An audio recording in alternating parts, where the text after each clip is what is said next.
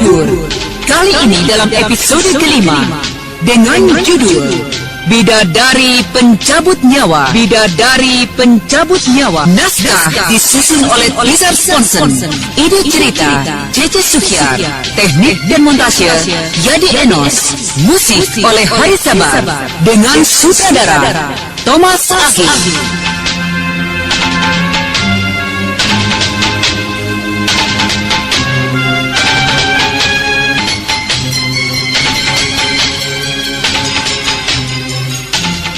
Pada kisah yang lalu diceritakan, dalam keadaan kritis tukang kebun itu tak dapat menyembunyikan lagi penyamarannya. Ternyata tukang kebun itu adalah benar Mamang Kuraya, seperti yang diduga secara mati-matian oleh Raden Purbaya. Setelah berhasil mengusir Bayan Telasih dan Dika Hanggara, Mamang Kuraya menyatakan bahwa ia bersedia mengantarkan kemana saja Raden Purbaya akan pergi. Oh, benarkah demikian, Kek? Benarkah kakek bersedia mengantarkan saya pergi kemana saja? Iya, kemana saja cucu. Jika begitu, antarkanlah saya mencari ayahanda saya. Mencari ayahanda saya yang entah berada di mana. Prabu Haji Konda. Apakah ayahandamu masih hidup, bocah? Entahlah, Kek. Tapi menurut Eyang Resi, ayahanda saya masih hidup. Utusannya menemukan padepokan Paman Sedawarna di Gunung Sawal dalam keadaan kosong. Oh, iya. Dan Eyang Resi berkesimpulan Paman Sedawarna menyingkir ke suatu tempat. Iya. Baiklah, jika demikian, marilah kita mencarinya, cucu. Kakek, mengapa jenggot yang dulu saya lihat panjang, kini hanya tinggal sedikit? Kenapa kakek mencukurnya? Apakah kakek sengaja berusaha menyembunyikan diri dan berusaha menyamarkan diri dengan tanpa jenggot dan capi yang lebar itu? Iya, kau cerdik, cucu. Sayang sekali jika kecerdikanmu itu tidak kita manfaatkan dalam perjalanan ini. Ayolah, coba kau keluarkan lagi jurus-jurus yang dulu pernah kuberikan padamu. Masih banyak kekurangannya di sana-sini. Malah jauh berkurang dari yang semula kau dapatkan. Ayo, coba tunjukkanlah, bocah. Ayo. Baiklah, Kek.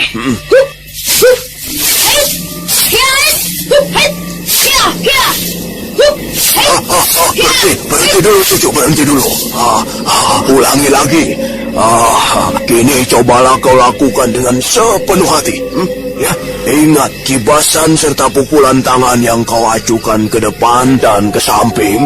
Ya, itu jangan sampai membuka daerah pertahananmu. Jangan sampai habis kau julurkan tanganmu. Ya, jika demikian kau tidak akan mungkin dapat secepatnya menangkis atau menghindarkan pukulan lawanmu dengan cepat. Nah, ini kau lihatlah, bocah.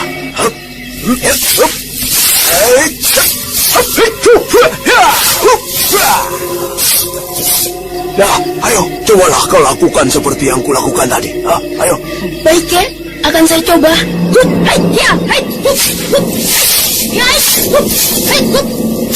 Demikianlah Mamang Kuraya, tokoh angkatan masa lalu yang memiliki aji mati suri yang mampu bangkit dari kuburnya, mulai memberikan petunjuk pada Raden Purbaya cucunya yang sangat disayanginya. Sejak dari pancuran 9 mata air dewa hingga ke bukit Batu Larang. Iya. Sudah, cukup.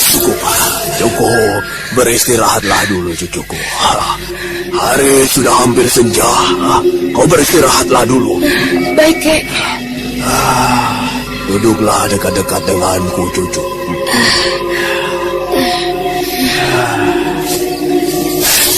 Apakah kau sangat letih?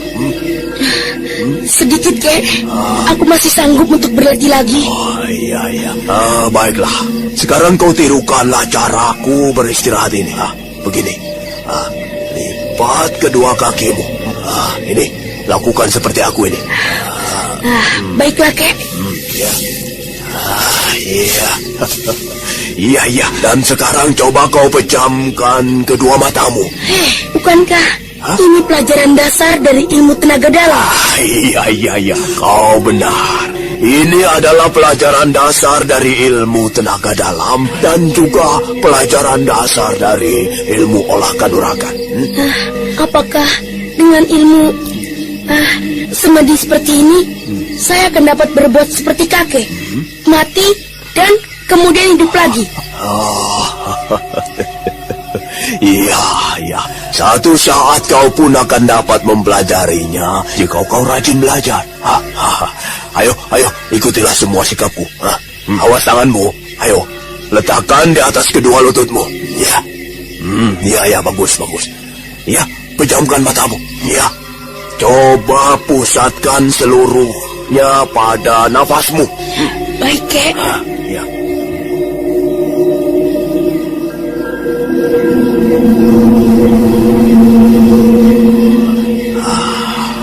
Sekarang cobalah kau tarik napasmu dalam-dalam dan kemudian secara perlahan-lahan kau hembuskan. Rasakanlah saat kau menghembuskan nafas itu. Rasakan udara yang mengandung tenaga. Udara yang sesungguhnya merupakan sumber kekuatan itu menjalari seluruh bagian tubuh. Ya, lakukanlah cucu. Ayo. Baiklah, Kek. Ya.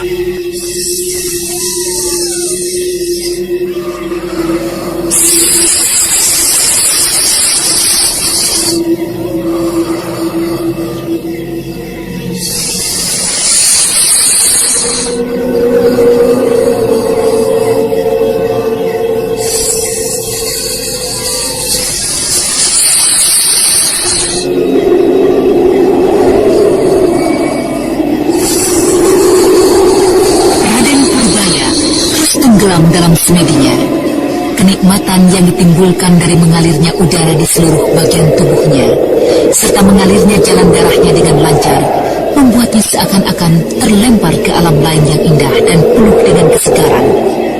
Dan pada saat itu, Mamang Kuraya perlahan-lahan mendekatinya, dan dengan tangannya mulai memijat beberapa bagian jalan darah penting di tubuhnya.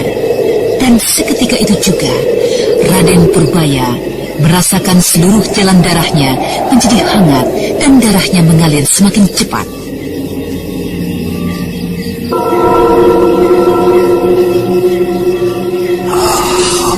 Cucuku, alirkanlah seluruh kekuatanmu yang ada ke seluruh bagian tubuhmu. Ayo. Baik, Kek.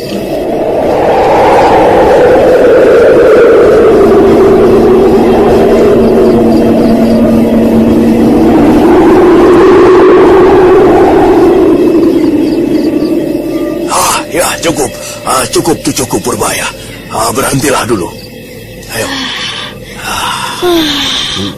Alangkah segarnya tubuhku ini, Kek. Nah, jika kau sering melakukan semedi dengan cara seperti ini, kau akan dapat menambah kekuatanmu. Tapi, bagaimanakah kekuatan itu bisa datang, Kek? Dan dari mana datangnya, Kek? Cucuku, napas yang kau tarik yang sesungguhnya adalah udara.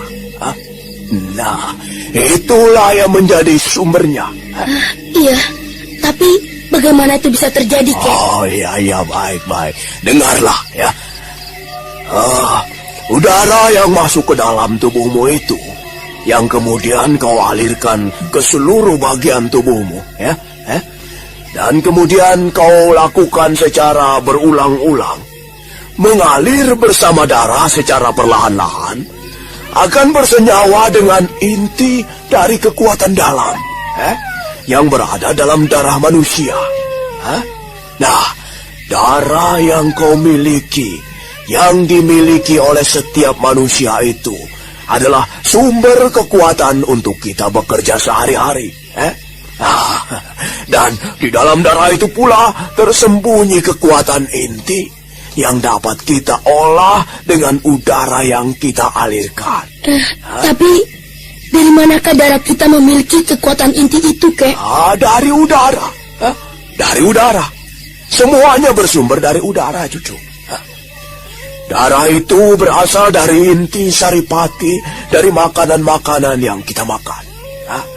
Dan makanan yang kita makan itu tumbuh dan berkembang adalah dengan menghirup udara. Nah, jadi dari udara pula lah darah kita mempunyai inti dari kekuatan dalam. Dan juga beberapa jalan darah khusus yang telah kubuka tadi. Itu juga akan dapat membantu cepatnya tercipta kekuatan dalam di dalam tubuhmu.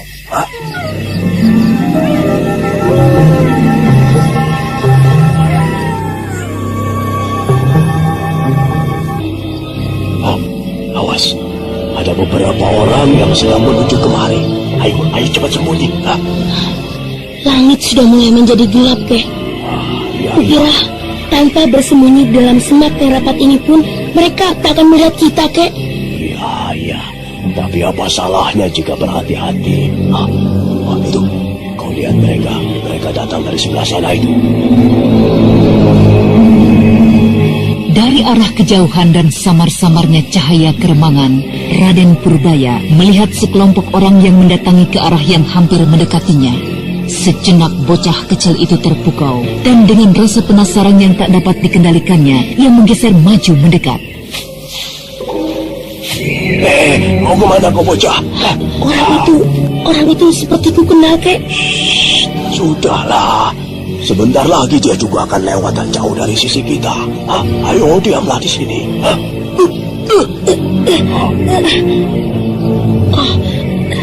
Apa maksud kakek mengatokku? Aku tak dapat mengeluarkan suara dan juga menggerakkan tubuhku sedikit pun. Maafkan aku, cucu. Biarkanlah mereka lewat. Kita lihat dulu apa keperluan mereka di sekitar sini. Ternyata mereka adalah Eyang Resi dan Paman Seta. Dan di sana juga kulihat Bibi Cempaka. Bibi! Cuma saja aku berusaha berteriak. Tak sedikit pun suara yang dapat kukeluarkan. Tenanglah, cucu. Janganlah berkutat seperti itu, Itu. Kau lihat, mereka juga berhenti dan beristirahat di sini. Biarlah aku akan mencoba mendengarkan apa yang mereka bincangkan dengan Aji 4 arah pembeda gerak. Dengan Aji 4 arah pembeda gerak, Mamang Kuraya dapat menangkap semua pembicaraan rombongan dari Resi Wanayasa yang terdiri dari Ki Parang Pungkur, Dewi Jampi, Raden Sutakeling, Sariti dan Cempaka. Dan Mamang Kuraya dapat mengambil satu kesimpulan bahwa mereka juga bersama-sama seperti halnya dengan utusan dari Prabu Sana hendak mencari jerangkong hidup. Dan beberapa saat kemudian, setelah cukup lama beristirahat, mereka melanjutkan perjalanannya kembali menuju hutan Cimalaka Hideng.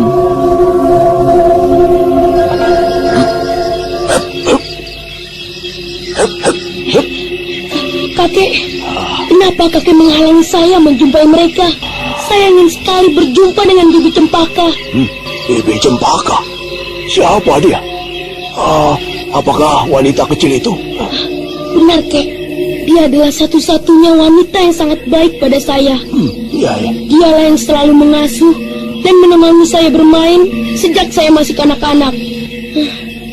Kemanakah mereka pergi, Kek? Mereka hendak menjumpai jerangkong hidup. Dari pembicaraan yang kudengar, dia juga hendak membebaskan Raden Karmapala katanya, putra dari Prabu Sana. Membebaskan Raden Karmapala? Bertemu dengan jerangkong hidup? Iya. Celaka. Kita harus mengikuti mereka, Kek. Aku khawatir mereka akan mendapat susah dari jerangkong hidup yang sangat kejam. Tidak. Mereka tidak akan mendapat susah. Justru kali ini jerangkong hiduplah yang akan mendapat susah. Jerangkong hidup mendapat susah? Cucu, mereka itu datang mencari jerangkong hidup. Dan lagi, utusan Galuh juga demikian. Aku yakin mereka akan segera bersamaan bertemu dengan jerangkong hidup. Dan pada saat itulah Jerangkong hidup akan menanggalkan gelar hidupnya dan menjadi Jerangkong mampus. Dia tidak mungkin mampu menghadapi sekian banyak tokoh-tokoh sakti sebanyak itu. Kakek, jika demikian, kita harus menyaksikan pertempuran itu. Ya. Aku akan melihat mereka. Dan aku ingin bertemu dengan bibiku Cempaka. Ya, baiklah. Aku pun ingin menyaksikan pertempuran yang merupakan akhir dari hidup Jerangkong mampus. Ayo, marilah kita ikuti mereka. Ayo.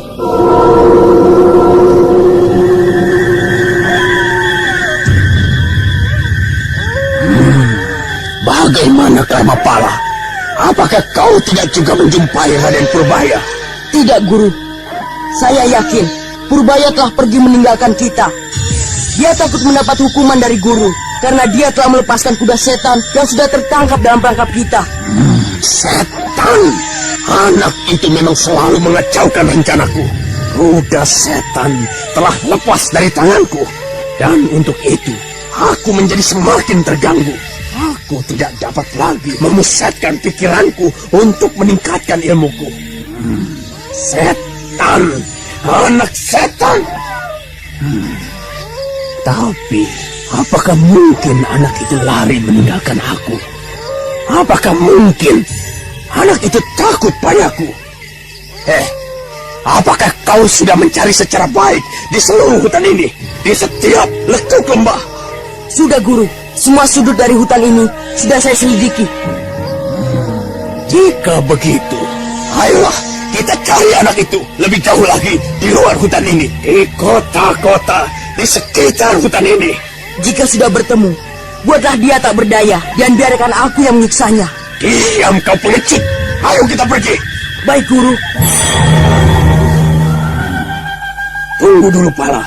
Agaknya ada sekelompok manusia yang mencari mati. Ada yang datang, Guru. Itu dia di sana. Ah, Paman Paki. Kau telah mengenalnya, Pala. Siapa mereka? Mereka adalah pengawal utama dari ayahandaku. Mereka tentu datang hendak mencariku.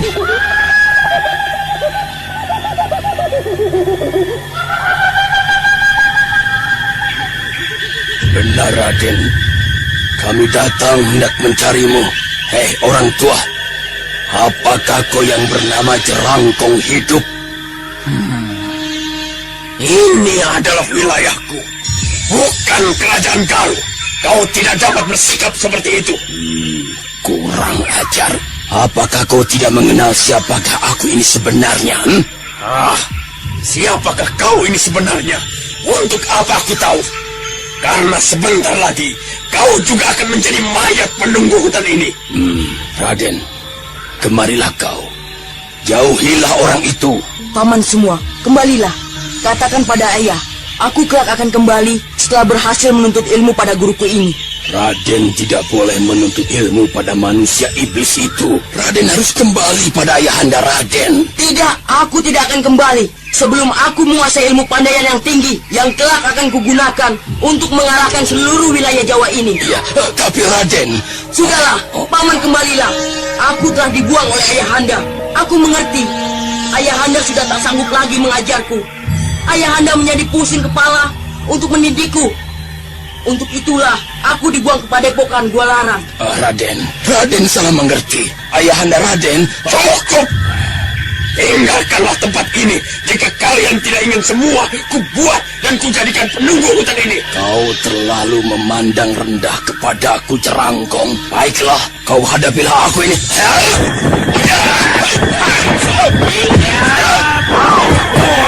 Panglima Paki menyerang Jerangkong hidup dengan pukulan-pukulan saktinya yang dikenal dengan pukulan sakti dari selatan.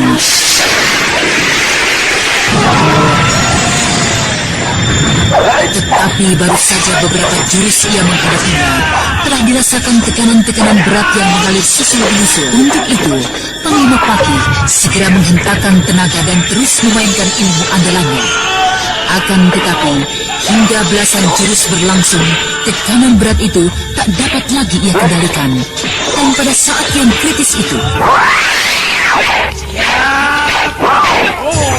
Aku bau. Ayo kita bantu Kakang Paki.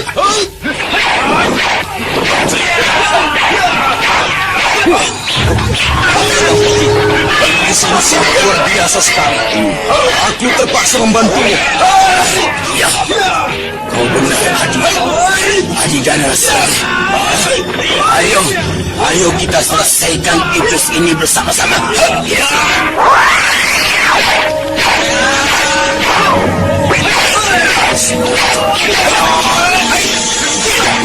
Dari 3 orang seperti kami masih saja dapat melakukan tekanan. Hei, Sugeng, ajak kawan-kawanmu bantu kami. Ya. Panglima Paki yang mulai menyadari dengan siapa ia berhadapan segera memerintahkan para perwira utamanya. Beberapa saat kemudian, di dalam hutan yang semula senyap dan sepi, kini mulai dibisingkan oleh teriakan dan denting pedang. 7 orang utusan yang ditugaskan oleh Prabu Sana untuk membebaskan putranya berjuang menghadapi tokoh Mahasakti dan Mahaganas. Setan, kalian semua membuat aku repot dan sibuk. Baiklah, sekarang kau rasakanlah ini. Senjata rahasia kelelawar terbangku.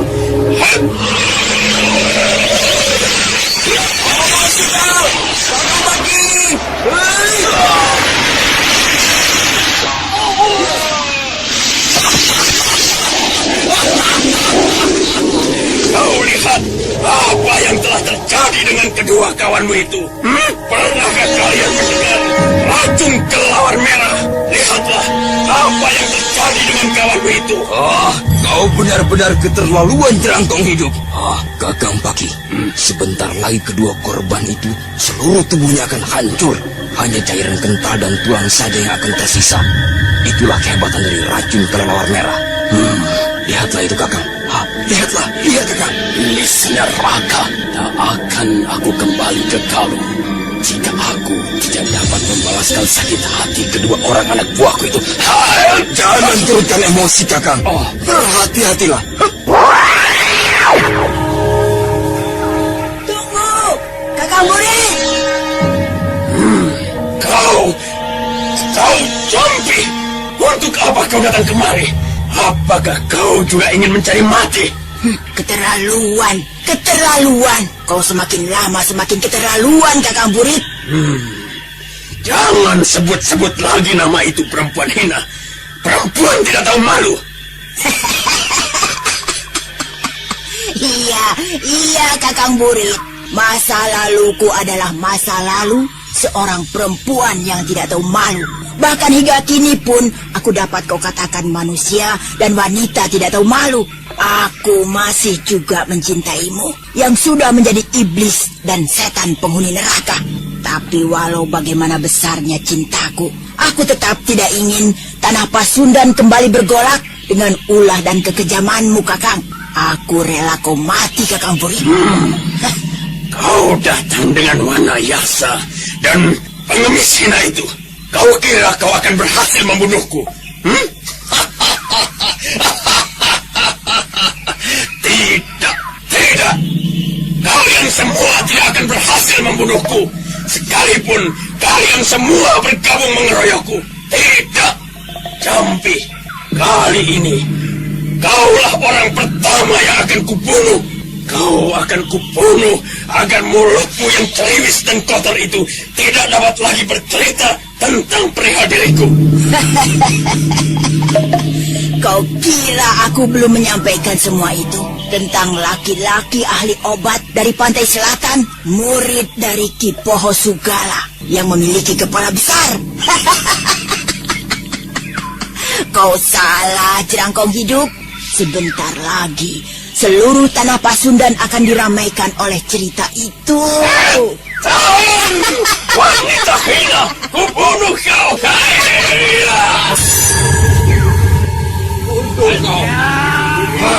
Tapi undurlah kau. Ayo pukul.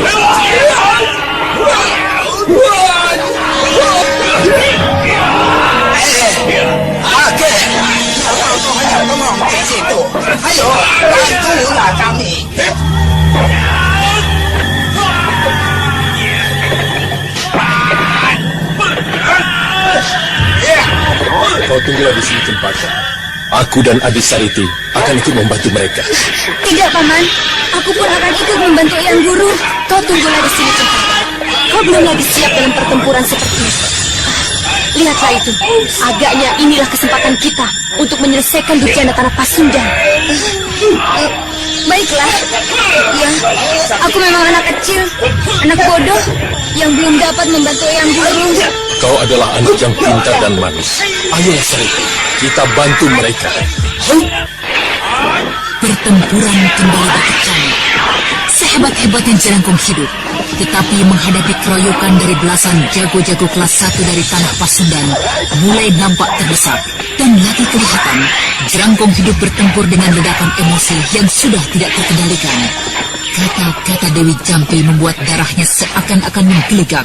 Dadanya serasa sesak. Dan iblis mahasakti ini tak dapat lagi menahan amukan dari musuh-musuhnya. Sampai suatu ketika, Panglima Pakisulu yang menjadi sakit hati melihat anak buahnya hancur di hadapannya, melancarkan serangannya ke arah dada Jerangkong hidup. Pada anak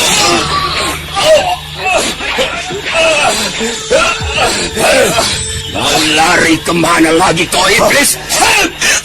Jerangkong hidup yang mulai menjadi limbung kembali mendapat serangan beruntun dari Resi Wanayasa dan Kiparang Tungkul.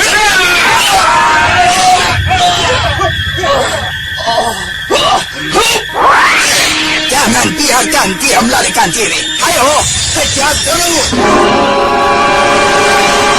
Sejak pertama pertempuran itu berlangsung, dua pasang mata memperhatikan pertempuran itu hampir tanpa berkedip. Dan ketika Jerangkong hidup lari menyelamatkan diri, Raden Purbaya yang saat itu bersama dengan Mamang Kuraya menjadi gelisah. Kenapa denganmu, Purbaya? Kenapa kau menjadi gelisah seperti itu? Entahlah, Kek.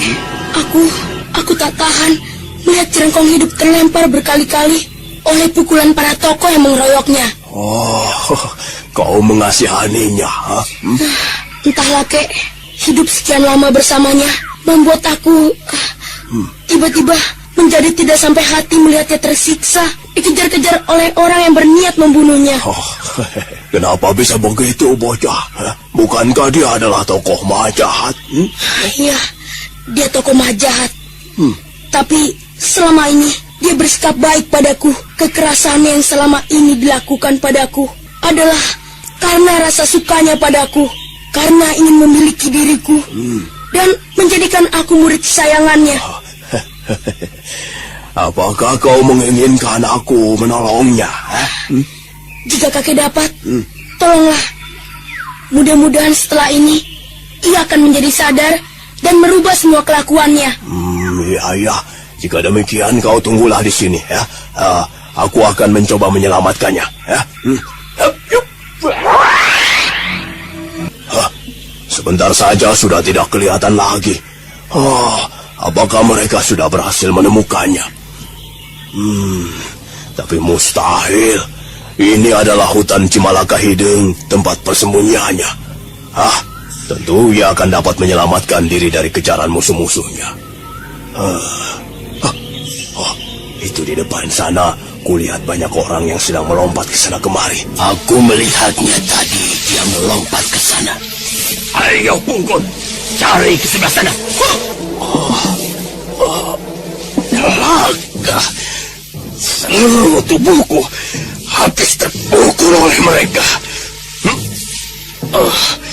Itu suara mereka sedang menuju kemari. Aku harus menyembunyikan diriku ke tempat yang lebih rimbun di sana itu.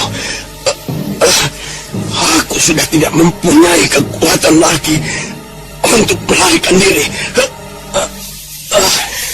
Anak, kemarilah. Aku akan mencoba menolongmu. Siapakah kau? Mengapa kau mengenakan topeng? Sudahlah. Tidak usah kau mengetahui siapa aku. Yuk. Jika kau mau bunuh aku, janganlah mempermainkan aku. Mereka mendengar suaramu itu di sana. Diamlah. Setelah menotok jalan darah Jerangkong hidup, laki-laki bertopeng yang sesungguhnya adalah Mamang Kuraya melesat cepat meninggalkan para pengejarnya. rombongan Resi Wanayasa dan utusan dari Galuh. Seta, kenapa kau ikut mengejar? Lalu di mana Cempaka? Di tempat tadi, Eyang. Cempaka menunggu di sana. Oh, celaka.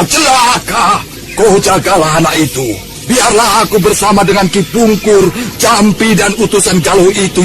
Kau kembalilah tepat. Oh iya, ayo kau juga Sariti, temani Seta kakangmu. Ayo. Baik, Guru. Baik.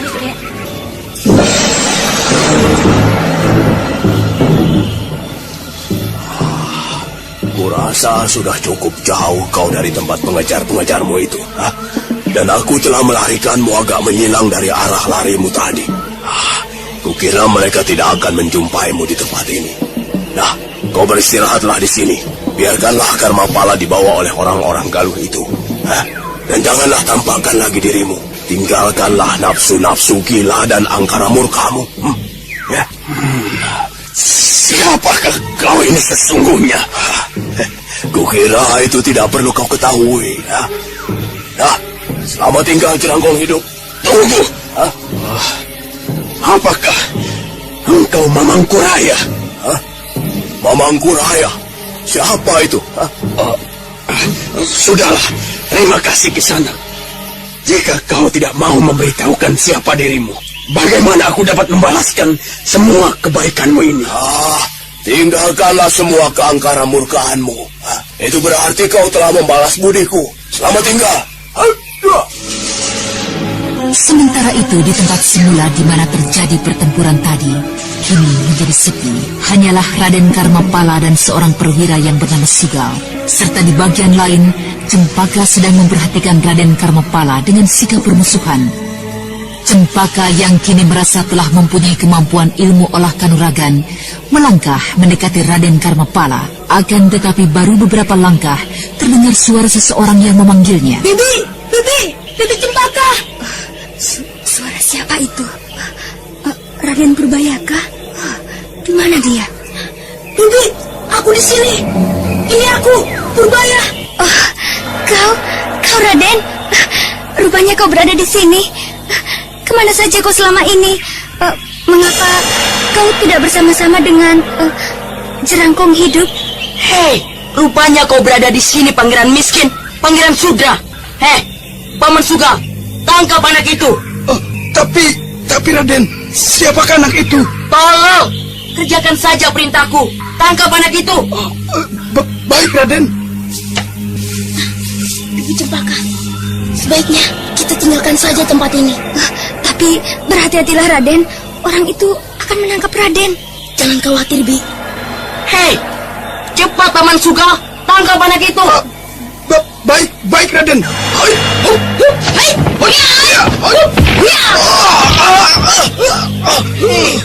Mengapa kau bodoh sekali, Paman? Hanya 2 gebrakan saja, kau dilempar oleh anak kecil itu. Baiklah, akan segera aku lemparkan anak itu Raden. Aku kurang berhati-hati tadi. Mampus kau manusia kerbau. Ya! Kau belum mayang. Ayolah, cepat kita tinggalkan tempat ini, anak manis. Ayo Kakang Dika, kita tinggalkan tempat ini. Hei, jangan bawa junjunganku. Tunggu, jangan bawa junjunganku. Hei, jangan lari pembunuh. Tinggalkan Raden Purbaya untukku. Hei, jangan lari maling. Paman Sugal telah mati. Guruku Jerangkong Hidup tengah diserbu oleh musuh-musuhnya. Lalu, apa yang harus aku lakukan? Sebaiknya aku lihat ke arah sana. Ke arah mana mereka mengejar guruku Jerangkong Hidup.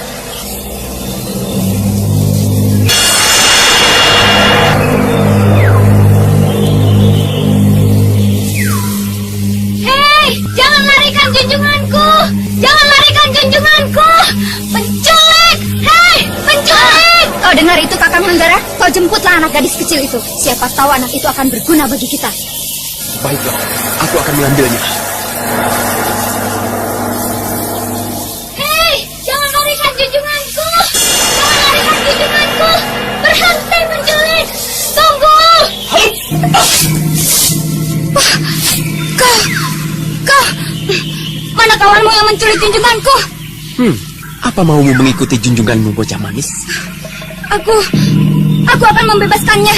Jika kau mau bersama-sama dengannya, ikutilah aku. Mau apa kau? Lepaskan tutukanmu ini. Lepaskan. Bocah manis, jika kau masih saja berteriak-teriak, aku akan melemparmu ke jurang curam di depan sana. Tapi jika kau mau berdiam diri, aku akan memberikan kesempatan padamu untuk berjumpa dengan junjunganmu. Baiklah, ajaklah aku segera menjumpainya. Nah, begitu. Bukankah itu lebih baik? Mau apa kau? Mau apa kau memondongku? Lepaskan aku. Sudah kukatakan tenang. Kita akan melanjutkan perjalanan ini dengan berlari cepat.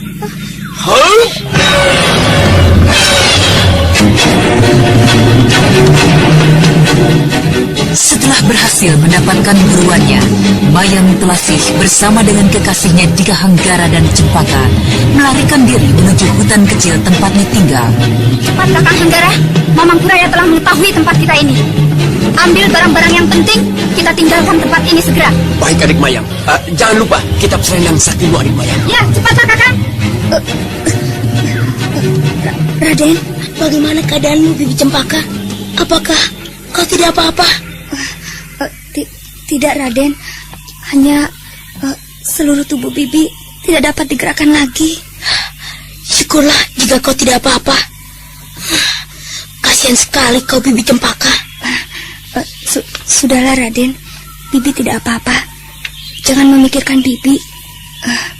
Keadaan Bibi selama ini baik-baik saja bersama dengan Eyang Guru dan Kakang Seta. Ayolah, Kakang Hanggara. Iya, aku sudah siap, adik Mayang. Kemana kita pergi? Sejauh-jauhnya. Kita pergi ke arah selatan. Ayo, kemenakanku yang manis. Hop! Angkat gadis cilik itu, Hanggara. Kita segera berangkat. Baik, adik Mayang. Hop!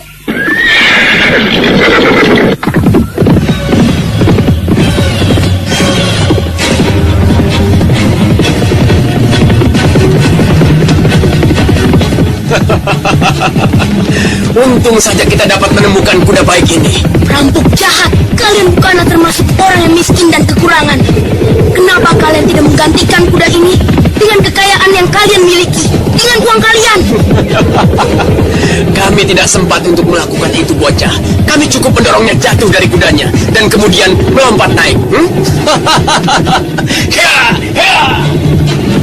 Adik Mayang, walaupun tidak terlalu jauh, kukira tempat ini cukup tersembunyi.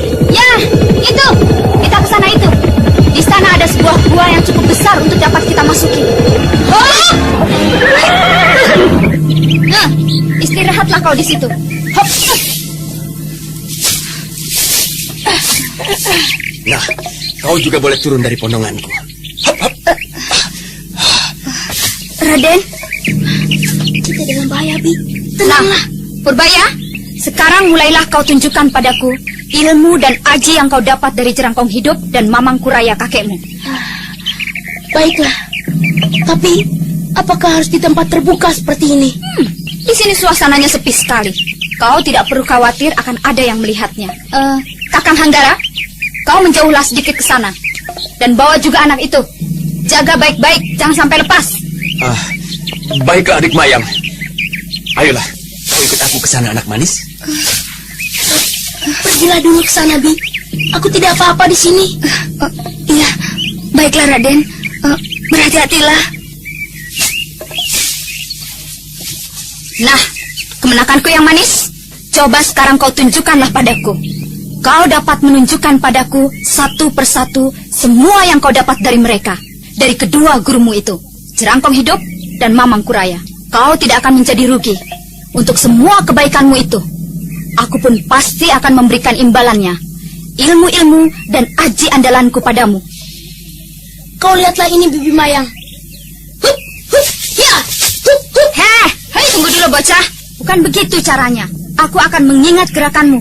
Karena itu kau lakukanlah gerakan itu secara perlahan-lahan. Baiklah. Hup, ya, hei, ya. Raden Purbaya yang melihat tak ada pilihan lain mulai membuka rahasia gerak dari jurus-jurus terpilih dari Jerangkong Hidup. Akan tetapi bocah cerdik ini berusaha membuang-buang waktu. Dia mengajar dan memperagakan geraknya secara tidak sempurna. Hai, hup, hiya. Tunggu dulu bocah. Kau adalah bocah kecil yang sangat aku suka. Tapi jika kau memperdaya aku, kau akan segera merasakan akibatnya. Anak gadis itu, yang aku tahu kau pasti sangat menyukainya, akan aku sayat-sayat mukanya. Aku tidak boleh memperdaya iblis wanita ini. Semoga saja kaki datang menolongku. Aku akan mencoba memperlambat pemberian jurus-jurus ini. Nah, coba kau ulangi sekali lagi kemenakanku yang manis. Baiklah, Bibi Mayang. Hup, hai, hup, hiya, hup, hai, hup, hup. Apa yang harus kita lakukan, Sariti? Kita langsung saja merebutnya, Kakang Setan.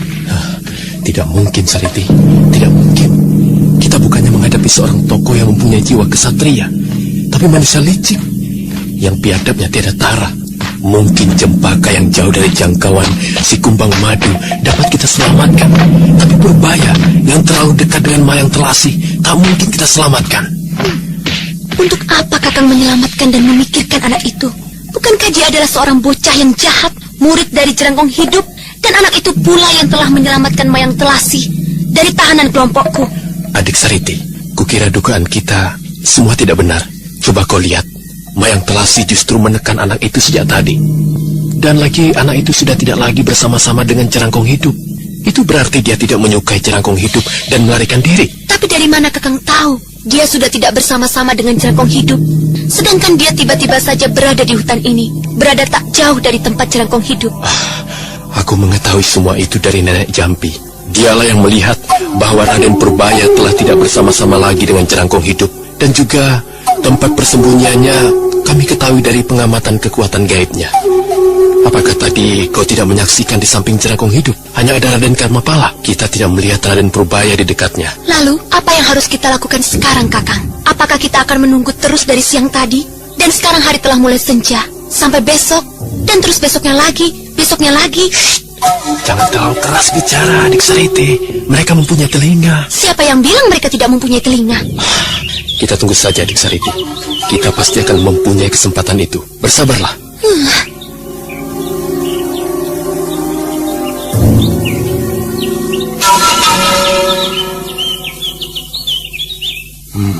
Mayang tengah sibuk mempelajari ilmu-ilmu tingkatan tertinggi dari tokoh-tokoh Mahasakti.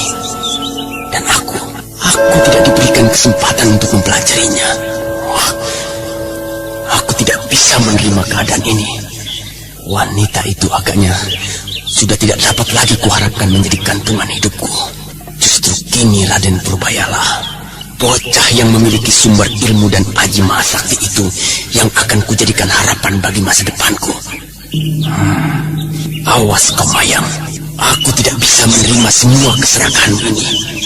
Aku akan membuat perhitungan denganmu. Tunggulah kau Mayang Telasi. Dengan putusnya hubunganku denganmu, aku akan mendapatkan banyak keuntungan. Kitab Selendang Sakti, bocah pewaris 2 tokoh Mahasakti, dan gadis mungil itu jauh lebih menyenangkan daripada engkau Mayang. Ada apa engkau tertawa, Paman? Oh tidak apa-apa. Aku hanya sedang mengagumi kehebatanmu. Kau seorang gadis kecil, memiliki ketabahan yang hebat, memiliki kesetiaan pada junjunganmu, juga memiliki kepandaian, dan juga memiliki kecantikan yang tidak membosankan siapapun yang melihatnya. Paman pasti berbohong. Berbohong? Iya, berbohong. Jika itu yang Paman rasakan, kenapa Paman justru tadi tertawa? Pasti lain di mulut, lain di hati. Kau terlalu cerdik untuk anak seumur ini, bocah manis. Lihat itu, mereka sudah selesai. Mereka memanggil kita. Ayo kita ke sana. Hari sudah mulai gelap. Ayo kita masuk saja ke dalam gua itu. Kakang Hanggara, coba kau periksa. Apakah gua itu cukup layak untuk kita tempati? Baiklah adik Mayang.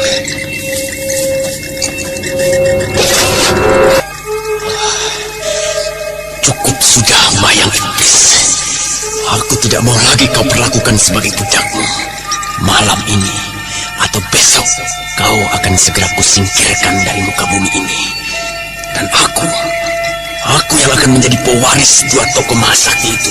Kitab Selendang Sakti dan juga si manis cempaka akan menggantikan kedudukanmu di sisiku.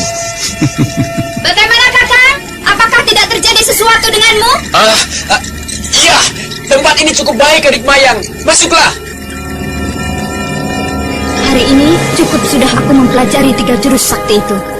Besok tentu aku akan mendapatkan lebih dari hari ini. Ayo, masuklah. Marilah Bibi Cempaka. Baiklah, Raden. Gelap sekali gua ini, Raden. Tidak terlalu gelap. Sebentar lagi kalian akan terbiasa. Tapi di luar hari sudah mulai gelap. Gua ini pastilah akan menjadi semakin gelap. Iya, kau benar, bocah. Heh, Kakang Hanggara, tolong kau siapkan perapian. Sebentar lagi gua ini akan menjadi gelap sekali. Dan lagi nyamuk-nyamuk akan menyerbu kita.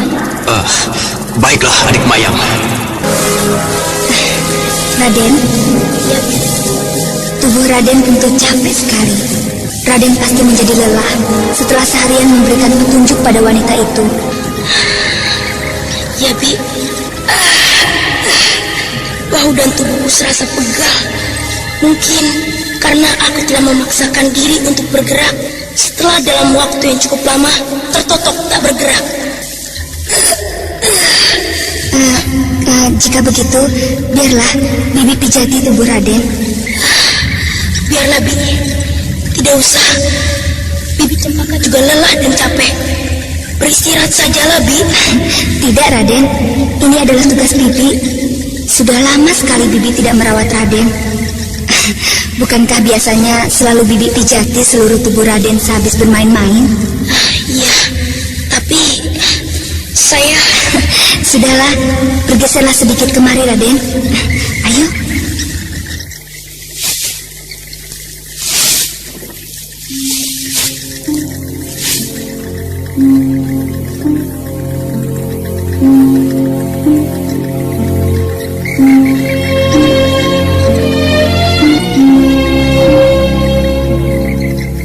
Selama berada dalam istana Karangsedana, Raden Purbaya menerima segala perhatian dari Cempaka maupun dayang-dayang yang lain sebagai hal yang biasa, sebagai satu keharusan.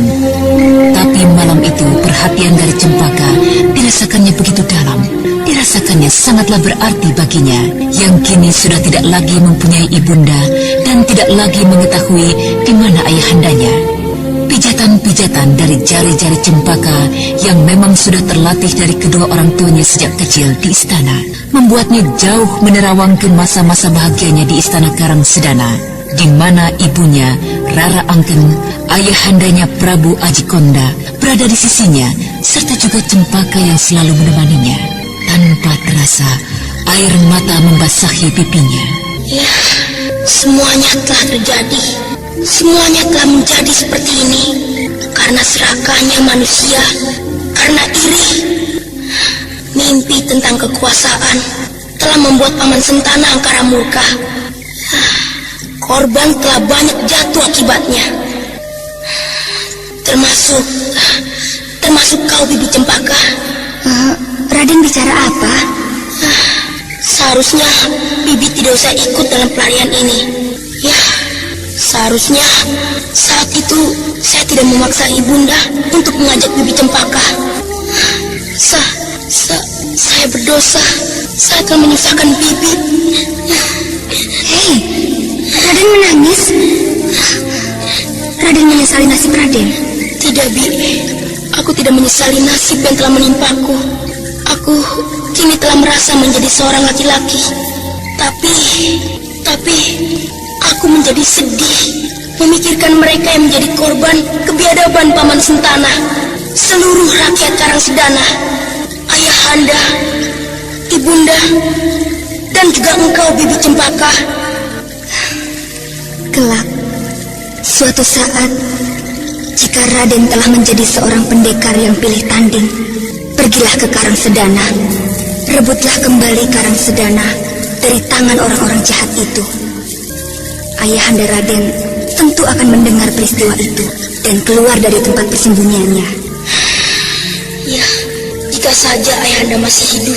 Saya yakin Ayahanda Prabu masih hidup di tempat persembunyiannya. Ya, mudah-mudahan saja. Bagaimana Raden? Apakah sudah hilang pegal dan kaku-kaku di pundak dan bahu Raden? Oh ya, hampir lupa bahwa Bibi sedang memijatiku. Sudah, Bi, enak sekali. Sudah tidak terasa lagi pegal-pegalnya. Hei, kemana wanita itu Raden? Dan juga kawannya? Sejak tadi belum kembali. Pastilah Bibi Mayang sedang melatih ketiga jurus yang baru saja aku berikan. Dan Paman Hanggara tentu sedang menjaganya.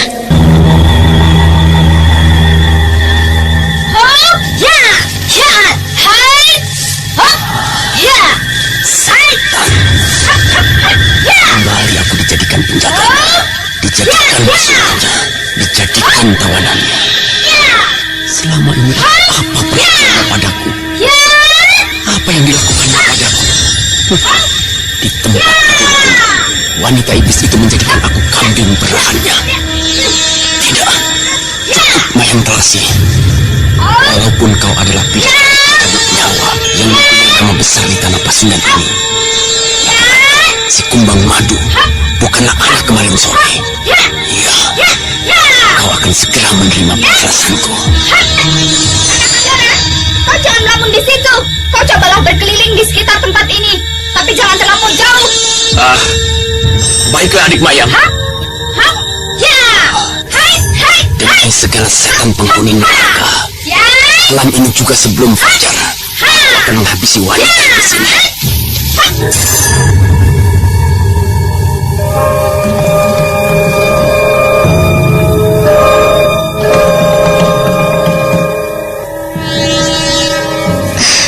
Mereka belum juga kembali, Raden. Biarkan sajalah, Bi. Nanti juga mereka akan kembali. Raden, mengapa kita tidak mempergunakan kesempatan ini untuk melarikan diri? Tidak mungkin, Bibi Cempaka. Mereka berlatih tak jauh dari mulut gua ini. Kita akan dapat dilihat olehnya begitu kita tiba di mulut gua. Biarlah kita lihat kesempatan yang lebih baik. Mereka adalah orang-orang yang amat kejam. Orang-orang yang tidak mengenal arti perkemanusiaan. Bibi Cempaka dapat celaka nanti. Entah bagaimana lagi dengan Jerangkung Hidup. Apakah wanita ini kalah seramnya dibandingkan dengan Jerangkung Hidup? Keduanya hampir tidak berbeda kekejamannya. Bibi Cempaka, apakah Bibi Antinggulan dan anggota Ningsewu lainnya masih bersikap bermusuhan padaku? Masih saja membenciku? Katakanlah, Bi, apakah mereka masih mendendam padaku karena aku telah berbuat keji membunuh kakek Mamangkuraya? Iya, Raden. Mereka masih menduga Raden membunuh kakek itu. Tapi Bibi yakin Raden tidak melakukan hal itu. Bukankah demikian, Raden? Tidak, Bi. Tanganku inilah yang memang telah membunuhnya. Ya, dengan tangan kananku ini. Tangan ini. Aku telah melempar senjata rahasia yang beracun itu. Dengan tangan ini, Bi. Tapi semua itu kulakukan atas perintah Jerangkung Hidup.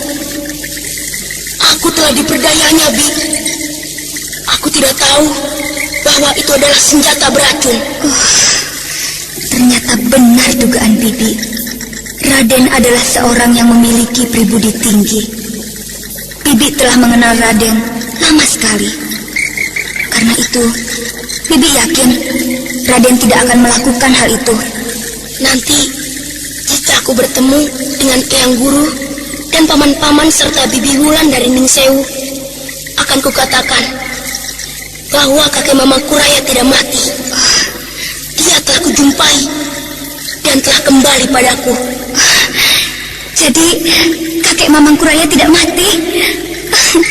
Alangkah Alangkah gembiranya Eyang Wanayasa, karena Eyang sejak semula tidak percaya bahwa Raden adalah seorang yang jahat, bahwa Raden terpengaruh oleh sikap dan cara hidup Jerangkong Hidup.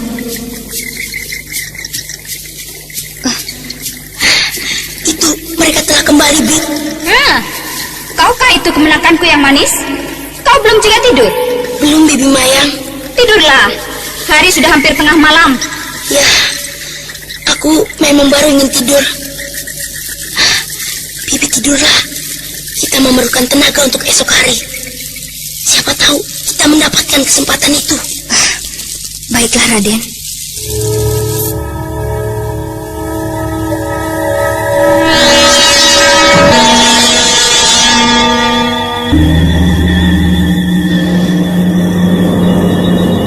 Malam di sekitar hutan kecil itu demikian gelapnya. Udara yang cukup dingin serta nyamuk-nyamuk hutan berkeliaran di sekitar Raden Setakling dan Sariti. Keduanya menyadari keadaan dan berusaha menunggu kesempatan baik. Sedangkan di dalam hati Dika Hanggara yang memendam dendam pada kekasihnya Mayang Telasih berpura-pura tidur di mulut gua. Sampai akhirnya ketika malam menjadi semakin larut.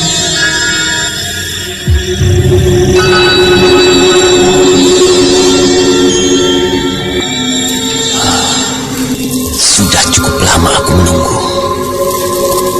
Desah nafas yang teratur yang telah ku kenal sejak lama menandakan iblis wanita itu sudah nyenyak tidurnya.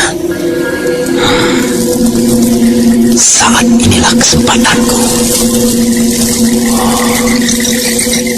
Perapian itu sudah semakin mengecil.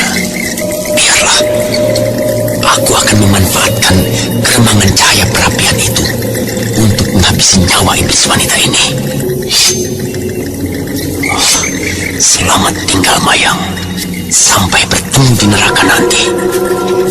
Mampus kau wanita iblis.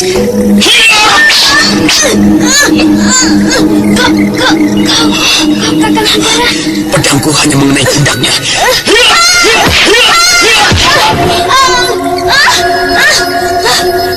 Tusukan dari Dika Hanggara sempat dielakkan sedikit, sehingga pedang yang semula diayunkan mengarah dada berubah arahnya menancap di pundak kanan. Dika Hanggara yang melihat kegagalannya segera menyusulkan serangan-serangan mautnya dengan kedua kepalan tangannya. Apa yang terjadi? Raden! Raden! Aku di sini, Bi. Maafkan aku, adik Mayang. Kau sudah keterlaluan sekali akhir-akhir ini padaku. Kau menjadikan aku bukan lagi sebagai kekasih, tapi sapi perahanmu yang dapat kau suruh dan kau perintah tanpa harga dan kehormatan. Maafkan aku, balasan ini memang sudah seharusnya terjadi. Bibi Mayang, apa yang terjadi denganmu? Pedang ini menancap di pundakmu. Apa yang terjadi dengan kalian? Paman Dika, kenapa kau tidak menolongnya? Purbaya, kenapa kau mencemaskan iblis wanita yang telah membuatmu menderita? Biarkanlah dia mati. Kau akan terbebas dan kau dapat pergi bersama-sama dengannya. Tidak lagi dengan wanita iblis itu. Kau telah membunuh sahabatmu sendiri. Kau juga tidak berbeda dengannya, Paman Dika. Aku tidak akan pergi bersamamu. Bibi Cempaka, lihatlah kemari. Kau cabutlah pedang ini. Aku akan mencoba menahan lukanya agar tidak memancar keluar. Kau baik sekali, bocah. Kemenakanku yang manis. Biarkanlah aku mati. Biarkanlah aku memang pantas mati. Aku telah berlaku kejam padamu. Sudahlah, janganlah banyak mengeluarkan suara, Bibi Mayang. Kau memang jahat, tapi aku tidak mungkin membiarkan dan menyaksikan kau mati tanpa berbuat apapun. Ayolah, cabutlah pedang ini. Iya, baiklah, Raden.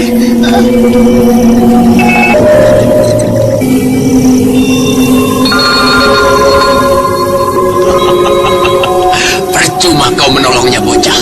Luka itu cukup dalam dan pukulanku yang mengenai dadanya tidak mungkin dapat kau sembuhkan. Hati-hati, Bi. Taruh Ya, terus jangan ragu. Tarik, Bi. Aku akan menekan lukanya ini agar darahnya tidak memancar keluar.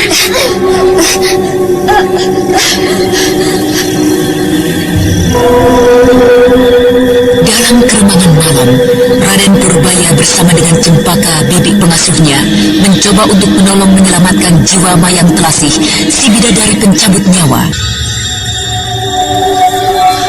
Sudahlah, bocah. Tidak guna kau menolongku. Kau tidak mungkin dapat menyembuhkan luka dalamku.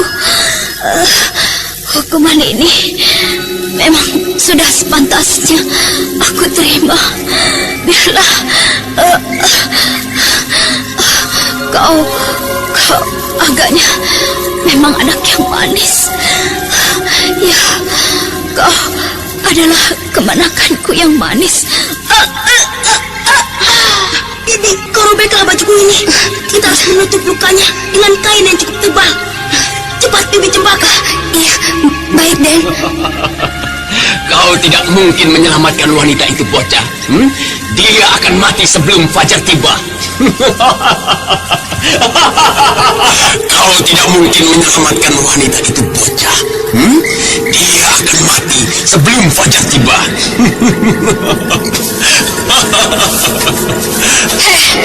Mau apa kau kemari lagi? Minggirlah kau, bocah. Aku akan melihat kekasihku itu. Pergi kau dari sini. Kau mau mencoba menentangku, bocah? Minggir kau.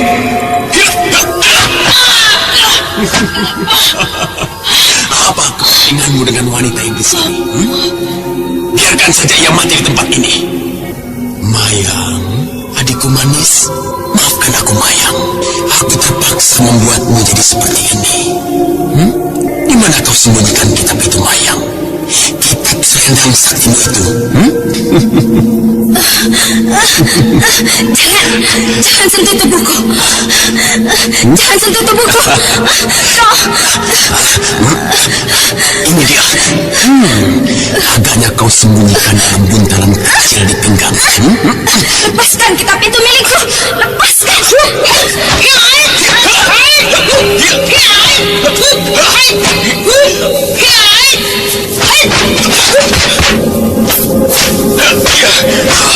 Apakah kau mau mencari mati hendak melawanku, bocah?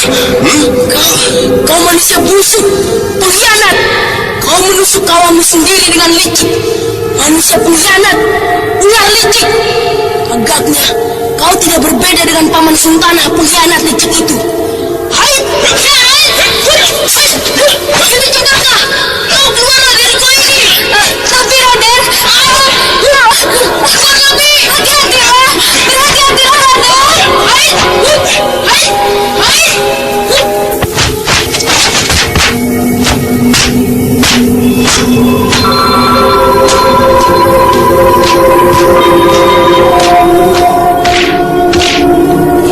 Dewata, apakah Raden Purbaya akan mampu menghadapi manusia jahat itu? Raden, keluarlah! Kita tinggalkan saja tempat ini. Cempaka! Tunggu, Cempaka! Ini aku, pamanmu! Paman Seta, cepat, Paman tolong Raden Purbaya. Tolong cepat, Paman. Dia sedang bertempur dengan laki-laki itu. Oh, baiklah. Kau tunggulah di sini, Sariti. Jaga Cempaka. Aku akan melihat ke dalam.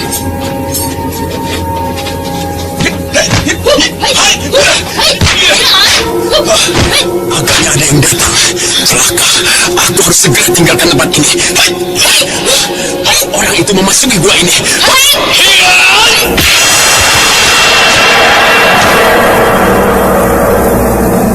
Di Kahanggara, si Kumbang Madu yang merasa keadaannya terjepit di dalam gua segera saja mempercepat serangannya, dan sesaat kemudian dia telah berhasil menguasai Raden Purbaya. Berhenti! Jangan maju lagi! Jika kau membuat gerakan yang mencurigakan diriku, anak ini akan kubuat tidak bernyawa lagi. Mundur! Biarkan aku lewat dengan selamat. Paman Seta, mundurlah. Jangan sampai membuat Raden Purbaya celaka. Mundur! Dan biarkan aku lewat. Silakan kau keluar, Kumbang Madu. Kami tidak akan mengganggumu. Tapi kuharap tinggalkanlah Raden Purbaya setelah kau berhasil tinggalkan tempat ini.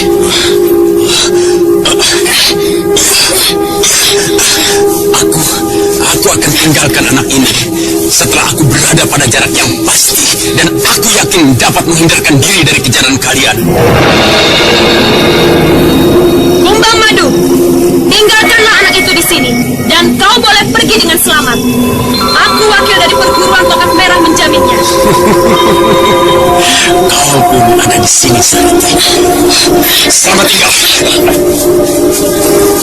Paman Seta, jangan percaya ocehan manusia licik ini. Serang saja, jangan hiraukan diriku. Aku tidak pernah main-main. Jangan ada yang coba mengikuti aku.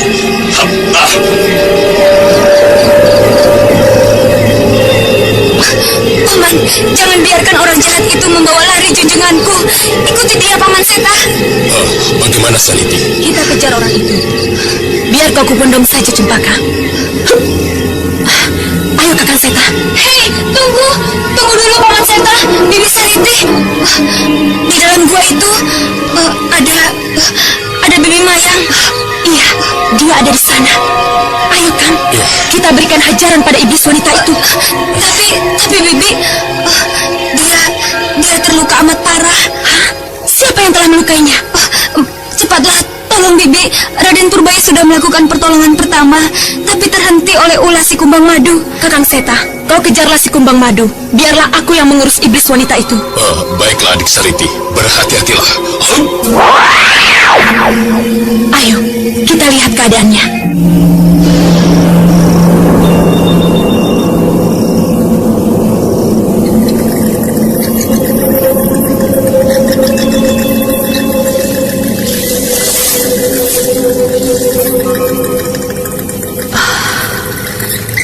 Iblis wanita ini tidak sadarkan diri.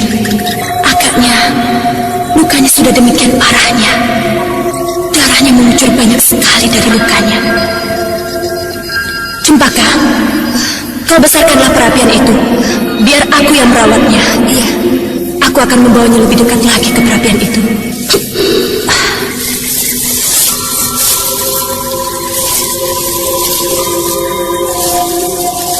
Aku harus menghentikan jalan darahnya.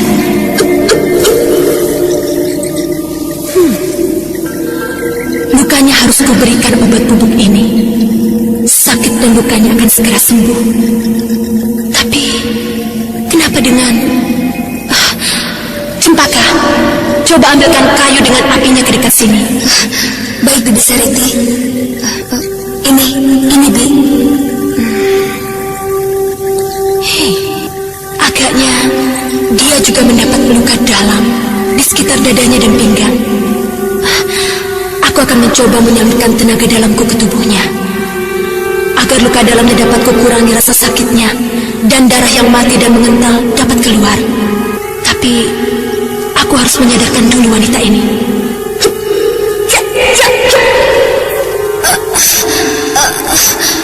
Kau duduklah, Mayang. Aku akan mencoba menyembuhkan lukamu. Kau Sariti. Sudahlah, dendam dan urusan kita akan kita selesaikan nanti. Sekarang, pusatkanlah pikiranmu. Aku akan mencoba menyalurkan tenagaku. Bersiaplah. Kenapa kau menolongku, Sariti? Biarkan saja aku mati. Hei, apakah hanya segitu saja semangatmu? Kau tidak lagi berani menyelesaikan perhitungan kita? Ya, aku memang sudah kehilangan semangat. Apakah Bibi Mayang tidak ingin membalaskan kecurangan dari sahabat Bibi ini? Di mana manusia curang itu sekarang? Dia sudah melarikan diri, membawa Raden Purbaya junjungan. Setan, anak itu baik sekali. Awas kau, Hanggara. Nah, jika masih ada rasa penasaran dalam dirimu terhadap manusia itu, ayo, bersiaplah, Mayang. Baiklah, Sariti.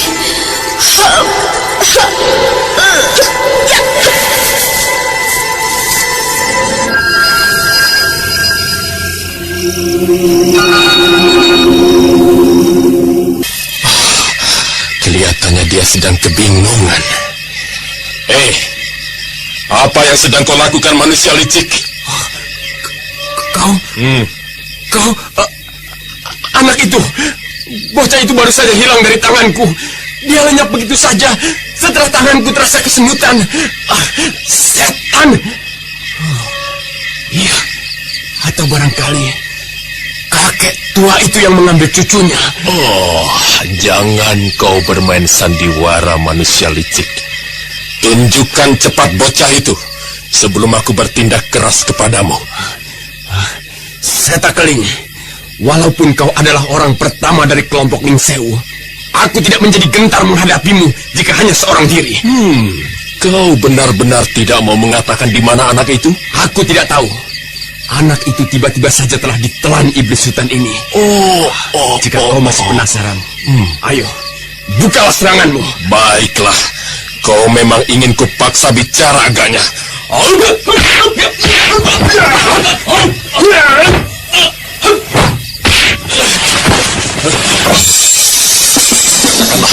Di mana adanya bocah itu, Anggara? Jika tidak, kau akan kuberikan pada mayang telasi. Tidak mungkin. Tidak mungkin kalian berhasil menyelamatkannya. Pukulan dan tusukan pedangku cukup parah untuk melenyapkan nyawanya dalam waktu singkat. Baiklah, kau akan segera melihatnya. Dan akan kuikat kau di sisinya sampai orang yang kau hianati itu sembuh. Ayo!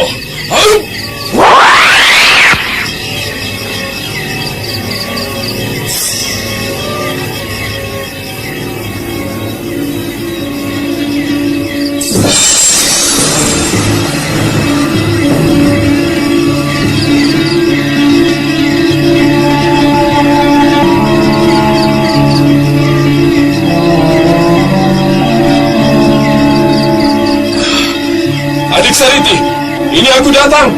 Adik Sariti. Kakang, Cempaka telah hilang dari sisiku tanpa aku sempat menolongnya. Pastilah dia. Ya, dia yang pasti telah mengambilnya. Ya, pasti dia. Pemuda licik, siapa yang kau maksudkan itu? Jerangkong hidup? Siapa lagi jika bukan kakeknya, Mamang Kuraya? Bukankah kakek Mamang Kuraya sudah mati? Kau janganlah mendustaiku. Siapa yang kurang kerjaan main dusta-dustaan? Kau tanyakanlah pada kekasihku jika ia masih dapat berbicara. Aku menyaksikannya berdua dengannya. Aku sendiri pernah berdoa di depan kuburnya. Dan adikku Mayang yang menguburkannya. Kau berani mendustai aku? Jika kau tidak percaya, tanyakanlah pada Mayang Telasi. Baiklah, ayo Kakang Seta. Kukira untuk pertanyaan itu saja kita tidak mengganggu semedinya.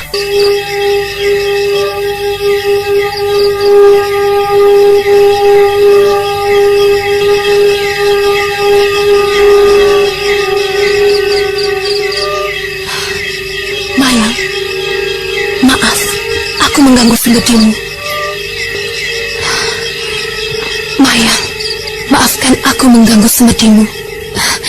Ini aku bawakan sahabatmu yang juga kekasihmu tercinta. Lakukanlah jika kau ingin membalaskan semua ulahnya. Aku tidak membutuhkannya saat ini. Aku tidak ingin mengganggunya saat ini. Jika kau tidak mempunyai urusan dengannya, lepaskan saja manusia licik itu. Kau tidak ingin membalaskan dendam ini? Tidak Sariti. Lepaskanlah jika kau tidak mempunyai persoalan. Maafkan aku, Mayang. Ini ku kembalikan kitab selendang saktimu.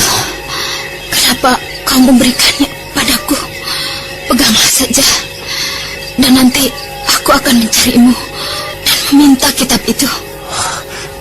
Kau... Lepaskanlah pemuda licik itu, Sariti. Nah, pergilah kau manusia licik, pengecut. Maafkan aku, Mayang. Teruskanlah semedimu, Mayang. Dan besok kau harus ikut denganku untuk mempertanggungjawabkan semua perbuatanmu pada kelompok tongkat merah cabang kota Papayan. Baiklah, aku bersedia untuk mempertanggungjawabkannya. Sekarang, marilah kita mengikuti kembali perjalanan dari Anting Wulan menuju kota Raja Indraprasta. gadis murid dari perguruan Gua Larang itu, yang juga telah mendapatkan tambahan kepandaian hanya dengan mempelajari jurus pembuka dari Aji Banyu Cakrabuana dalam sumur bawah tanah di Bukit Tengkorak. Dan dari Prabu Sana sebagai tanda terima kasihnya, kujang Cakrabuana yang selama ini tidak pernah disentuhnya diberikan kepada Anting Bulan. Kuda putih tunggangannya adalah seekor kuda ajaib yang oleh sebagian penduduk tempat asalnya dinamakan kuda setan. Nama itu diberikan karena kuda setan yang kini dipanggil dengan nama Tunggul mempunyai kecepatan lari yang amat luar biasa, yang dilukiskan bagaikan mampu terbang. Kini, marilah kita ikuti kisahnya.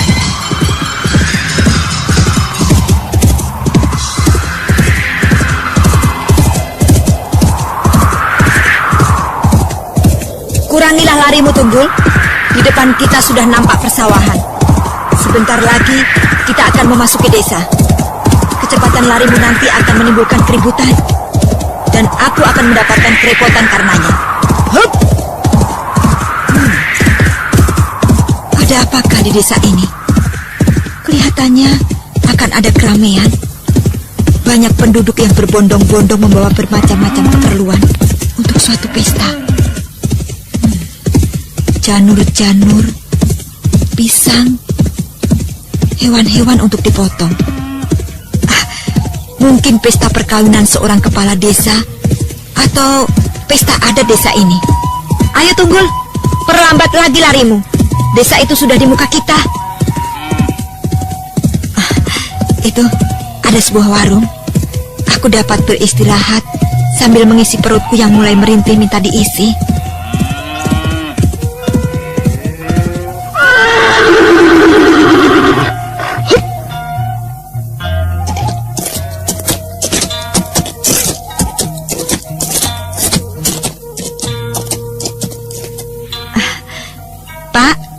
Minta nasinya, Pak. Itu, Pak, pakai daging goreng. Oh, baik, Neng. Pak, ramai sekali ya, Pak, di sini? Ya, cuma beberapa hari saja, Neng. Sejak kemarin. Mungkin 2 atau 3 hari lagi juga kembali seperti biasa lagi, Neng. Akan ada keramaian apa, Pak, di sini? Oh, Neng bukan penduduk sini, ya? Bukan. Saya berasal dari tempat yang jauh dari sini. Sedang jalan-jalan mencari pengalaman. Pastilah Neng ini seorang wanita pendekar, ya. Jika tidak, mana mungkin melakukan perjalanan jauh seorang diri. Bapak ini bisa saja. Saya adalah wanita biasa saja, Pak. Jika hanya sedikit kepandaian untuk menjaga diri, ya, saya pernah mempelajarinya. Pak, ada apa di sekitar sini? Oh iya, sampai lupa Bapak menjawab pertanyaan Neng tadi. Neng, akan ada perkawinan. Perkawinan? Iya. Tapi, kenapa Bapak kelihatannya cemas sekali membicarakannya? Anak gadis yang akan menikah itu adalah anak dari seorang petani kecil yang bernama Kimanula. Ya, ia adalah petani penggarap sawah dari Juragan Suming. Nah, anak gadisnya itu dilamar oleh Juragan Suming. Lalu, kenapa untuk menceritakan hal itu, Bapak kelihatan cemas sekali? Soalnya,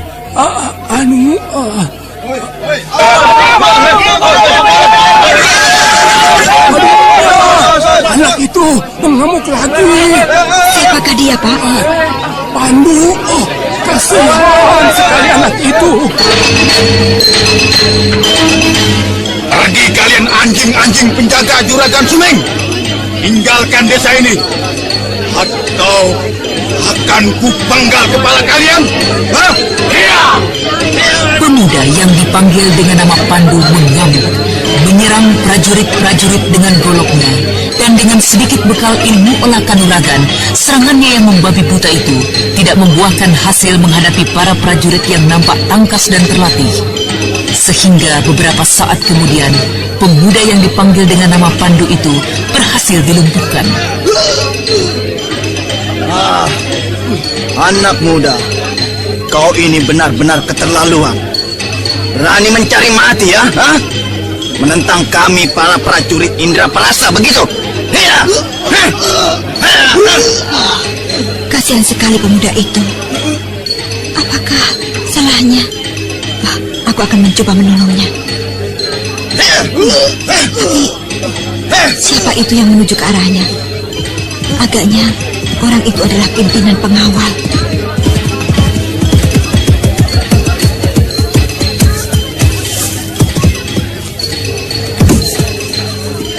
Tunggu! Apa yang terjadi? Pandu Ki. Pandu kembali membuat ulah dengan mengacung-acungkan golok ini dan ingin membunuh kita, para prajurit Indraprasta di desa ini. Benarkah demikian, Pandu? Ya, aku akan membunuh dan mengusir kalian anjing-anjing penjaga Juragan Suming. Kau keterlaluan sekali, anak muda. Aku bertugas di sini atas perintah atasanku untuk mengamankan desa ini, menjaga ketentraman perkawinan Juragan Suming. Sekali lagi, aku maafkan perbuatanmu ini. Tapi, jika kau mengganggu ketentraman desa ini lagi, aku akan menahanmu dan mengirimmu ke kota raja. Cepat, tinggalkan tempat ini. Baik. Aku akan kembali lagi. Tunggulah pembalasanku. Awas kalian! Hai, kalian ini mau apa? Mengapa berkumpul di sini? Ayo bubar, pergi dari sini cepat. Tunggu dulu. Dengarlah, aku ingin bicara dengan kalian. Kami mengharapkan agar kalian semua jangan sampai terhasut oleh Pandu untuk melakukan tindakan-tindakan yang melanggar aturan yang telah dibuat kepala desa kalian di sini. Dan kami mengharapkan agar kalian mau menyampaikan pada kami jika mendengar ada yang hendak melakukan gerakan yang dapat menimbulkan kekacauan serta kerusuhan di desa ini. Di desa kalian sendiri. Nah, sekarang kalian boleh kembali ke tempat kalian masing-masing.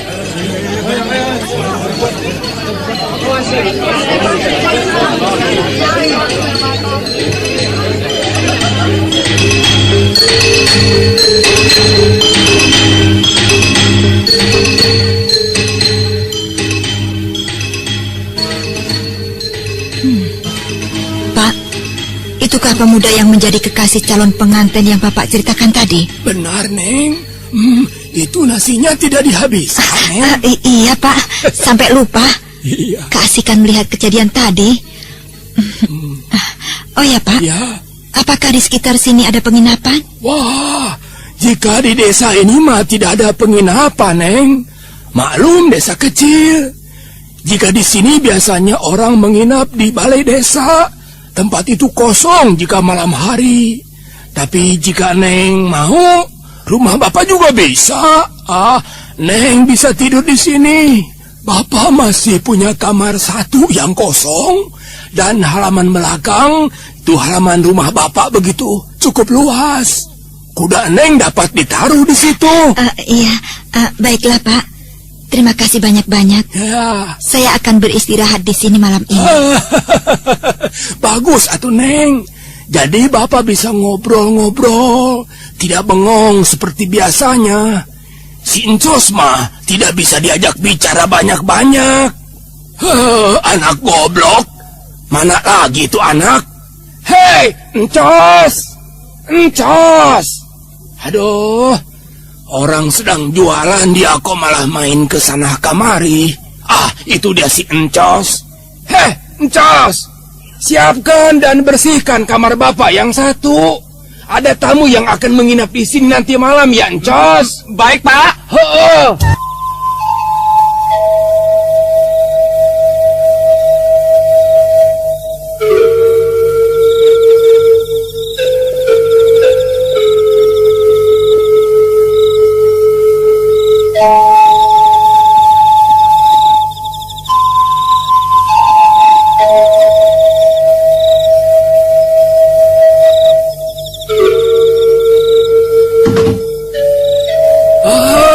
Mau kemana, Neng? Malam-malam seperti ini, kelihatannya desa ini justru sedang ramai, Pak. Saya ingin melihat keramaian itu sebentar. Nanti kita kembali dan berbincang-bincang. Oh iya, ngobrol begitu. Iya, ngobrol, Pak. Iya. Kita ngobrol hingga jauh malam. Oh iya, orang seperti Bapak mah, jika sudah selesai, ya tutup warung. Ya sudah, enaknya ngelonjor seperti ini. Ngobrol-ngobrol dan ini isap kawung. Iya, Pak. Iya. Kita ngobrol-ngobrol setelah saya keliling desa ini, ya, Iya, Pak. iya, Neng. Hati-hatilah ya, Nak, ya. Iya, Pak. Saya berangkat, Pak.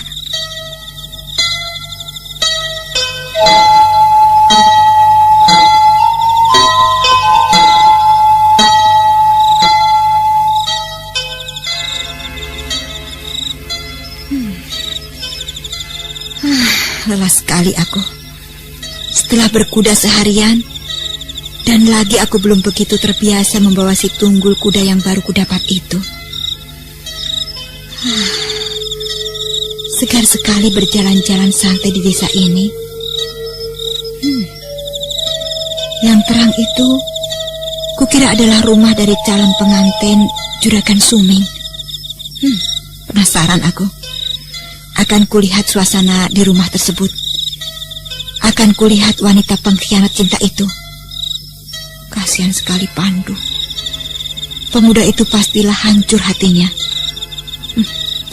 Iya, aku akan mengintai dari atap rumahnya itu. Aku tidak bisa mendekat lagi. Mereka tentu akan mencurigai aku. Karena aku adalah orang asing di desa ini. Oh ya, aku akan melompat dari pohon ke pohon hingga tiba di atap rumah calon pengantin itu.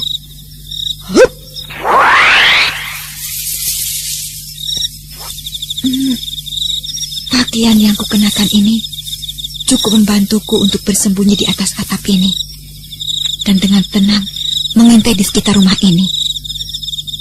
Oh, banyak pemuda-pemuda yang sedang sibuk membantu menyiapkan untuk keperluan pesta. Aku akan mencoba mencari di mana calon pengantin itu ditempatkan.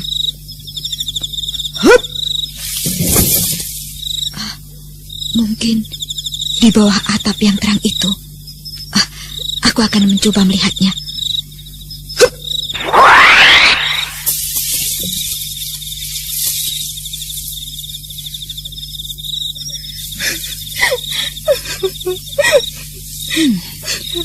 Aku mendengar suara tangis di bawah atap ini. Akan ku coba menyibak atap ini.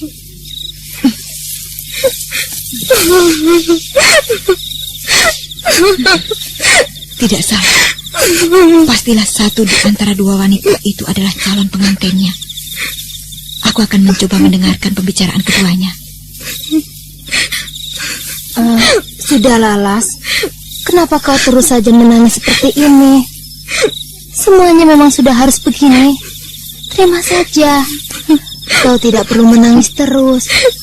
Pandu agaknya memang sudah bukan jodohmu. Dewata telah menentukan Juragan Suming sebagai suamimu. Tapi bagaimana mungkin aku dapat hidup dan berdampingan sepanjang hari dengan orang yang tidak aku cintai, Min?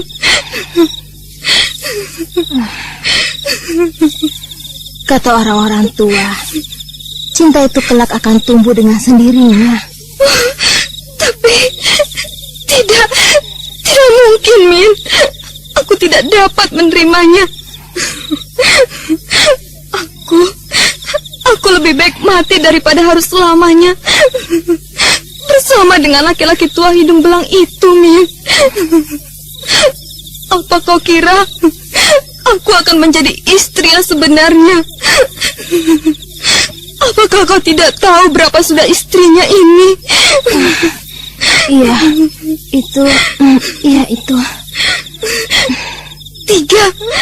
Tiga orang sudah istrinya.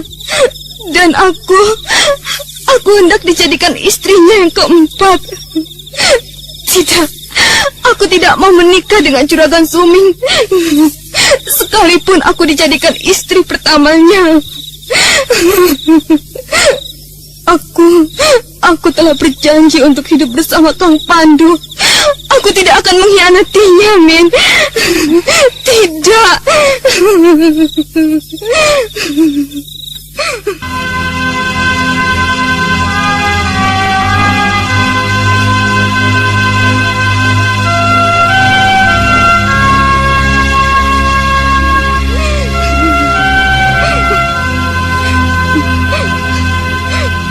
Min. Iya, Las. Di mana sekarang Kang Pandu berada? Dan bagaimana dengan keadaannya, Min? Tidak ada seorang pun yang tahu di mana dia sekarang berada. Di rumah ayahnya pun tidak tahu. Hanya apa, Min? Hanya tadi siang dia datang ke desa ini mengamuk. Lalu apa yang terjadi, Min? Prajurit-prajurit yang menjaga rumah ini berhasil meringkusnya. Dan setelah memberikan peringatan, Pandu lalu dilepaskan lagi. Kasihan sekali. Kasihan sekali kamu, Pandu. Sudahlah, Lalas. Aku disuruh kemari oleh orang tuamu adalah untuk menghiburmu. Sudahlah. Janganlah kau menjadi sedih seperti itu.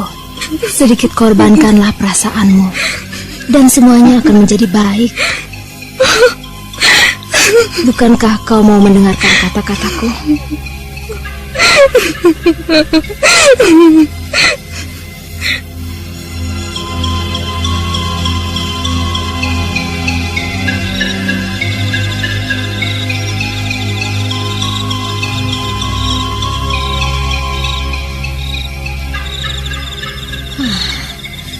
Kasihan sekali gadis itu. Cinta yang telah saling terikat, tapi tidak juga dapat kesampaian. Sudahlah. Itu lampu di rumah pemilik warung itu masih menyala. Agaknya ia masih menungguku.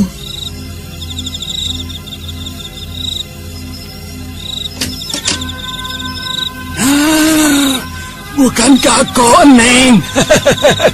Aku sudah menduga pasti kau yang datang. Aduh, sudah lama sekali aku menunggumu.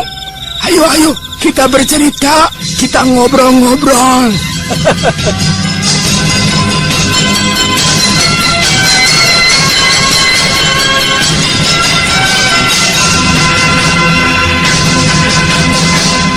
Anting Wulan kembali ke tempat pemilik warung di mana dia menginap. Dan pikirannya dipenuhi dengan bermacam-macam persoalan setelah melihat keadaan calon pengantin dari Juragan Suming. Ternyata kakang seperguruan yang dicintainya. Dan juga tentang nasib dari gadis desa itu sendiri. Nah, para pendengar sekalian, bagaimanakah kelanjutan dari kisah calon pengantin dari Juragan Suming? Dan bagaimana pula pengalaman menarik dari Anting Wulan di desa tersebut? Dan bagaimanakah dengan Raden Sakapalwaguna yang sedang menuju Kalicagak? Untuk mengetahui jawabannya, ikutilah kisah Babat Tanah Leluhur ini dalam episode kelima, Bidadari Pencabut Nyawa. Sampai jumpa.